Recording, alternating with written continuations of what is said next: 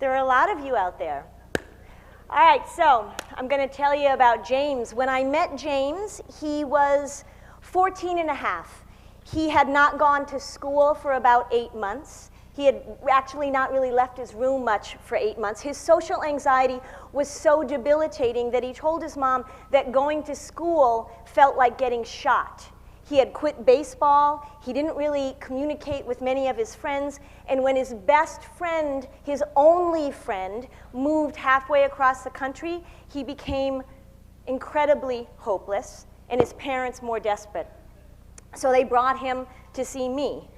So globally, this is a success story. If I told you where James is now, you would agree with me. So I'll tell you.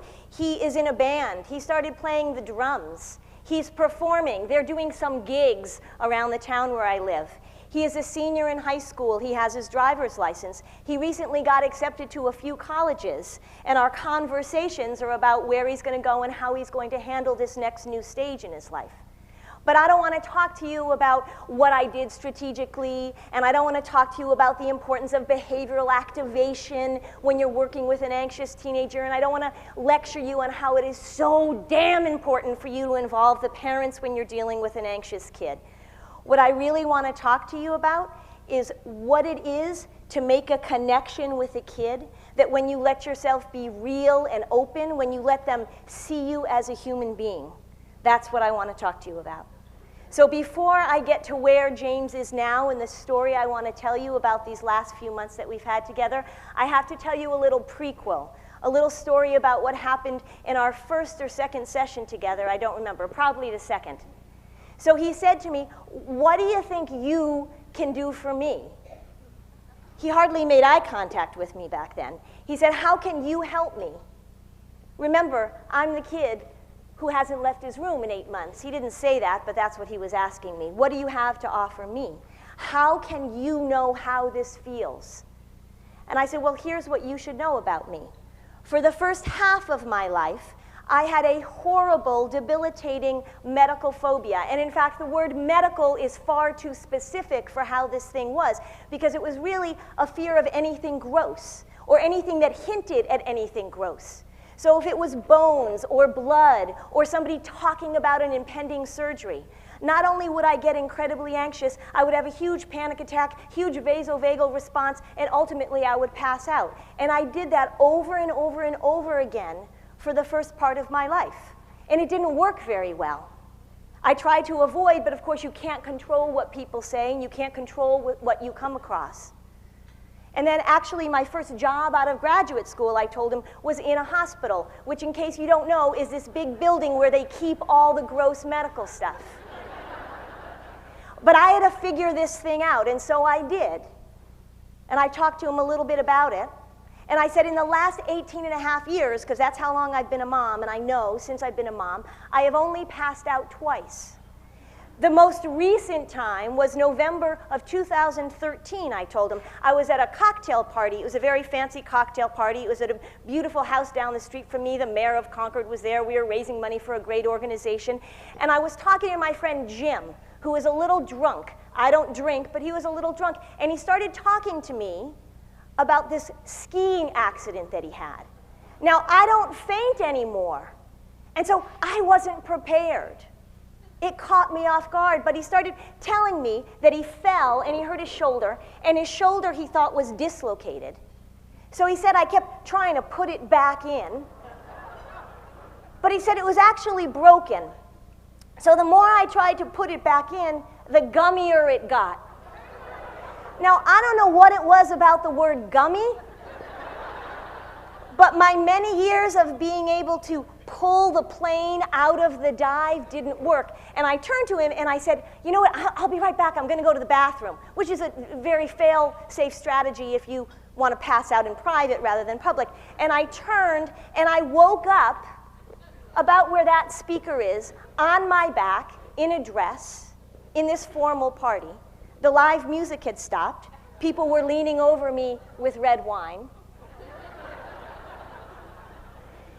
So I said, I tell you this story, James, because I get it. I get it. So let's jump ahead to where I want to talk to you about him. So it's the summer, this past summer.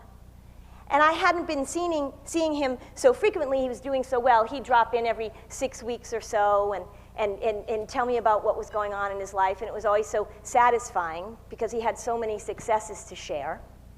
So he's talking to me about this and that. And he says, oh, by the way, I have a girlfriend. And I go, oh, right, but oh, well, yeah, she's really cool. I know her from school. She's really anxious too. She gets it. We can tell each other everything. We have such, oh, it's so great. He said, but I have a problem. You see, 2 weeks ago, I asked her if she wanted to be my girlfriend, and she said yes. But since then, nothing has happened between us that would, be indicative of girlfriend and boyfriend, if you get my drift. And I said, I get your drift. So he said, I need help. I don't know what to do next. So we talked about different possibilities, and I said, this is what you're going to do. You're going to go to the movies. And you're going to be sitting watching the movie, and her arm is going to be on the armrest. And you're going to tap the top of her hand and offer yours. And she's going to put her hand in yours. And he goes, you are a flippin' genius. I go, huh? I go, please, please. So off he goes.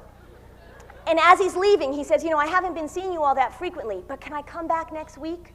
Because I don't have anybody else to talk about with this, and I feel like you can give me some solid advice. I go, of course.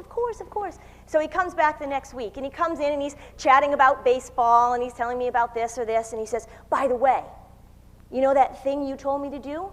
Yeah? Tap, tap, tap, work like a charm. I go, what can I tell you?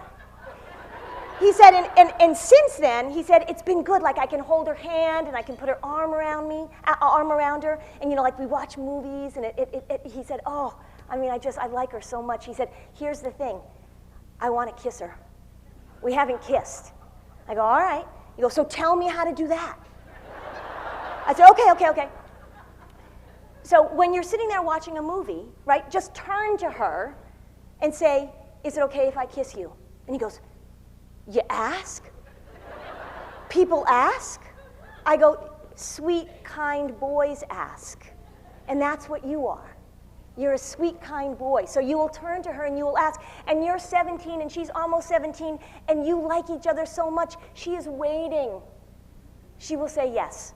So he goes, okay, I got it. He goes, on the way up, can I come back next week? Yes, you can come back next week. All right, so he goes, comes back in.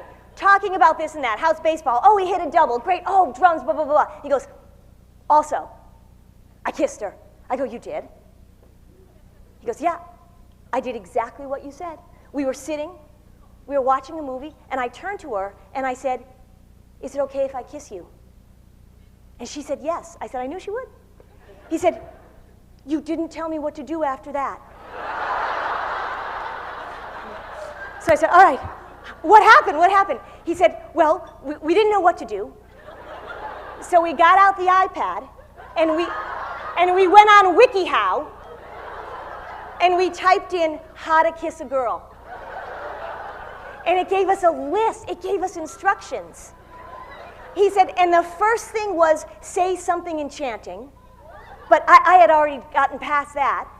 He said, so we just followed the instructions. And he said, and we were laughing the whole time. It made it so much easier. And he said, but our teeth hit. I go, yep, rookie mistake? He goes, yeah, we figured that out.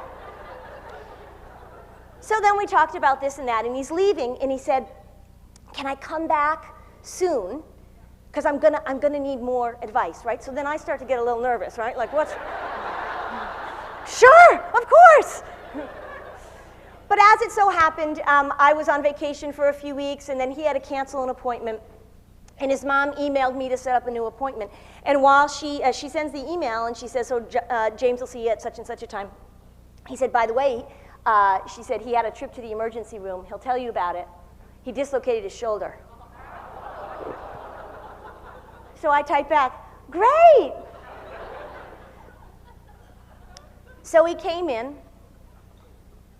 And he comes in, and he said things with his girl were going great, that he didn't think he needed any more specific instructions from me anymore. And I lied and said, oh, well, anything you want to ask, right, I'm here. And he said, I went to the emergency room. I said, I know your mom told me when she set up the appointment. He said, I dislocated my shoulder. I said, I know, she told me.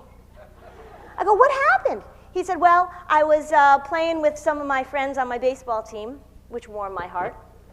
And we were playing touch football, and I got tackled, and I dislocated my shoulder. I could feel my heart, you know. I said, how is it now? He goes, oh, it's good. It's good. You know, I'm young. I heal quick. He said, something we got to do. I have the x-rays on my phone, and we're going to look at them, you and me.